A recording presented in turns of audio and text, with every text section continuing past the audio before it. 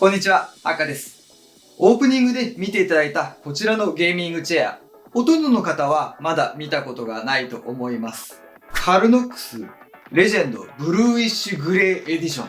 という新作のゲーミングチェアなんですよ。以前私がご紹介したこちらカルノックスジーニー、これは実はヒーローというシリーズのモデルでジーニーエディションという立ち位置なんですよね。でそれに対してこちらはレジェンドというシリーズの新しいモデルになります。このブルーウィッシュグレーエディション、ただの色違いではなくて結構良くなってるポイントもあるんですよ。今回メーカーさんのご好意で先行レビューをさせてもらえることになりました。日本での発売は2022年の1月ですね。こちらの動画出る頃には Amazon での販売が開始されていると思いますので、概要欄にリンク貼っておきます。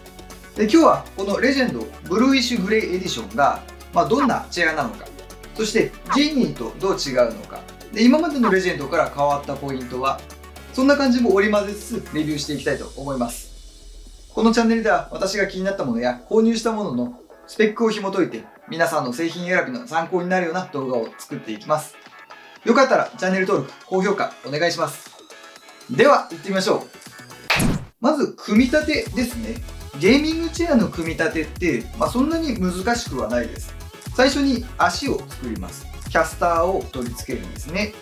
でその後座面にベースを取り付けて足に乗っけて、で最後背もたれを取り付けるような形で終了です。この背もたれを取り付ける時だとかに、ちょっと支えが必要だったり、部分的に重い部分もあるので、2人で作業できればより楽にできると思うんですけど、1人でも全然できるレベルだと思います。カルノックスのラインナップいくつかありますけど、こちらのレジェンドっていうのはメインストリームに属するモデルです。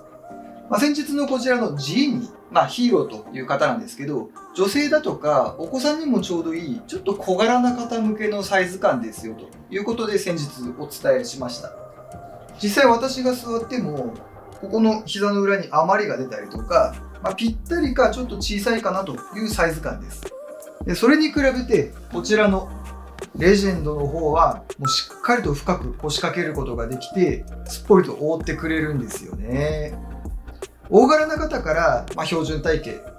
ある程度細身の方まで幅広い層の方に合うようなサイズ感となっています。そんなレジェンドの中でこちらのブルーウィッシュグレーエディションのデザインの特徴をお伝えしましょう。まずはメインの針地の部分、ブルーグレーのファブリックなんですけど、ベロア調の素材となっていて若干起毛しているので手触りが非常に柔らかいです。で黒い部分は合成比較なんですけれども、しっかりと革の質感を出したような、そんな素材感になっていて、高級感を演出してるんですね。で極めつけはこの刺繍部分、ジーニーでも特徴的だったんですけど、この刺繍部分にメタリックが入ったカラーの糸が使われていて、光を反射してすっごい綺麗なんですよ。このデザインの美しさと高級感、まさしくカールノックスの集大成といった感じです。かっこいいですよね。ではゲーミングチェアとして座り心地の部分見ていきましょう。このレジェンドの特徴としてこの背もたれのカーブがあります。深く腰掛けた時に背骨の形に沿ってこう体を包んでくれるんですよ。で特に肩部分をそっと支えてくれるんですよね。で座った瞬間に思ったのが、これ車に積みたいなと思ったんですよ。完全にバケットシートそのものなんですよね。こうほんの少し後傾になってハンドル操作で手を前に出すんじゃないですか。このドライビングポジションを再現できるチェアだなと。でこのドライビングポジションというのがデスクに向かった時にちょっと後傾になって手を前に出す、こういった作業姿勢と非常によく似てるんですね。なので若干後傾気味に座った時に非常にこの背もたれはフィット感が増すなというふうに感じました。で座り心地はちょい硬めなんですよ。こちらの座面の方に3次元立体成形ウレタンフォームというものを採用しています。低反発とか沈み込むような形っていうのは全くなくて、ふかふか感もないんですけど、しっかりと体を支えてくれるなと、そういった印象でした。長時間作業してるとやっぱり硬めの方がいいんですよね。このウレタンフォームとこの背もたれの形状で、非常にお尻をすっぽりと覆うような形になるんですよ。こうなんかお椀のようなものにスポッとはまって包まれているような、そんな感じの椅子です。それでは機能面見ていきましょう。リクライニングはこちらのサイドのレバーで行います。最高で90度なんですけれども、背もたれのカーブのおかげで90度といってもだいぶ前傾寄りまで起こすことができますね。で、次にこう倒していくんですが、はい、ここまで倒れることができます。角度的には155度っていうのが最高なんですけど、感覚的にはもうだいぶフラットですね。ちょっと休憩したりとか仮眠を取りたい時なんかにもいいですよね。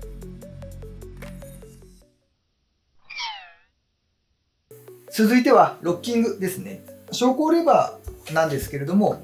こちらロッキングのオンオフも兼ねていまして、これで固定。固定といってもこれ以上後ろに行かないよということで若干動きます。で、この固定を解除することでロッキングが15度の範囲で動くようになります。で、この体重をかけて動かすっていう部分の硬さ調整は座面の下のダイヤルで行うんですよ。で、このダイヤルの調整をすることで自分の体重や力に応じて、どのぐらいロッキングさせるかっていうのを決めることができるんですね。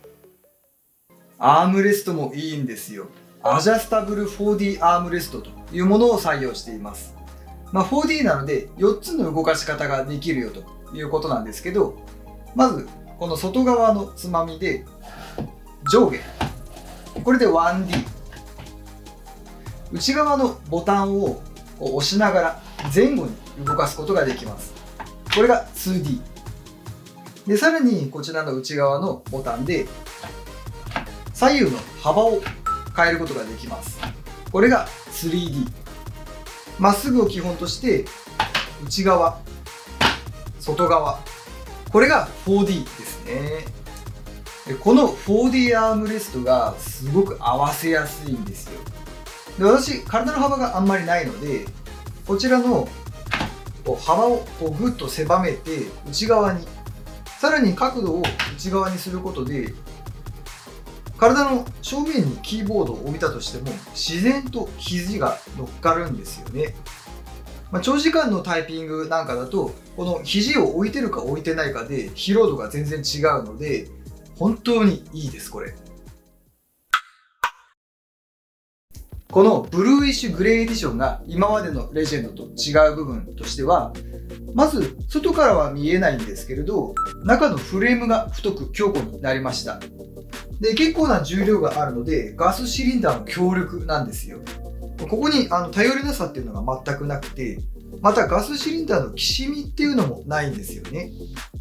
で、多くの場所にスチールパーツが使われていて、この座面の内側にも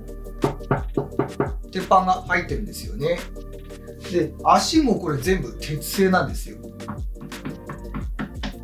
で、結構なこの重量感あるんですけど、それでも重くなったことって全然感じなくて、で、それはこのキャスター、これが大きく変わりました。材質はポリウレタンのキャスターなんですけど、地面に設置する部分が細くなって径が少し大きくなってるんですね。で、このベアリングがすごく転がるんですよ。ふわーっと軽い力でコロコロっと転がすことができます。こっちのジニーに関しては、キャスター従来のものなんですけど、同じ力で押した時に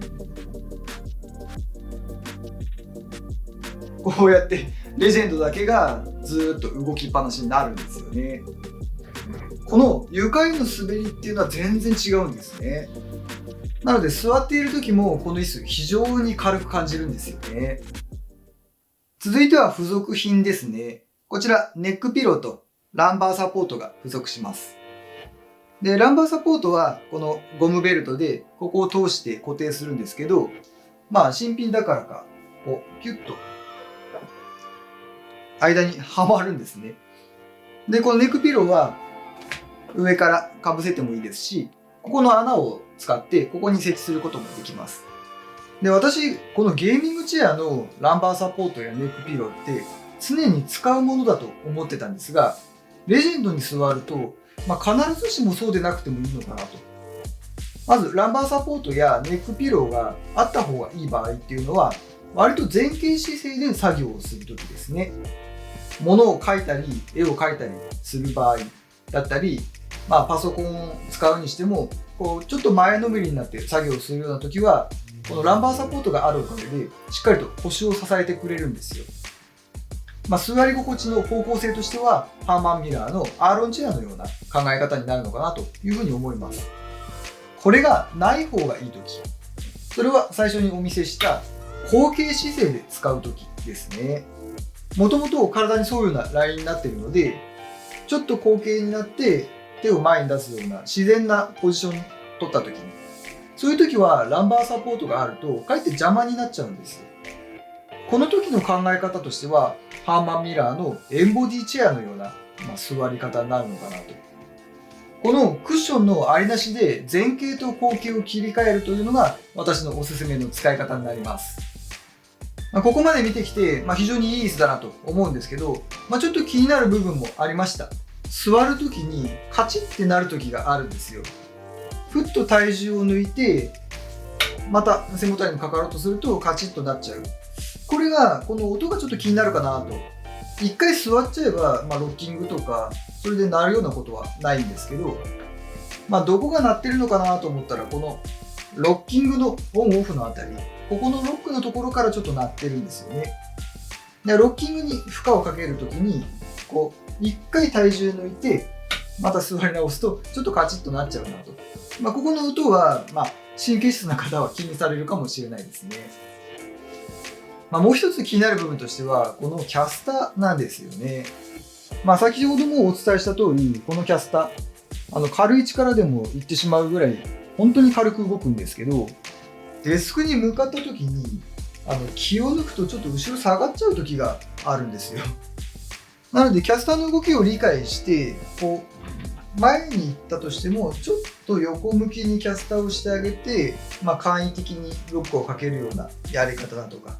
床がカーペットとかだと全く気にならないとは思うんですけどね。こういったフローリングだとちょっと滑りが良すぎてどうかなと思う部分はあります。いかがでしたでしょうか？こちらのカルノックスブルーイッシュグレーエディション。今までのレジェンドからちょっとグレードアップしたモデルとなっています。これですね、しばらくもう使ってるんですけど、本当に気に入りました。特にこの背中をしっかりと預けられてすっぽり覆ってくれるところが座り心地がすごいいいんですよね。いくつかゲーミングチェア試してみましたけど、意外と違うものなんですね。で、さらにやっぱりデザインが最高なので、しばらくは私このレジェンドブルーイッシュグレーエディションを使い続けようかなと思っています。こちら Amazon で販売がスタートしていると思いますので、気になる方、ぜひ概要欄のリンクから飛んでチェックしてみてください。それでは今日はこんなところで終わりたいと思います。よかったらチャンネル登録や高評価もお願いします。ではでは。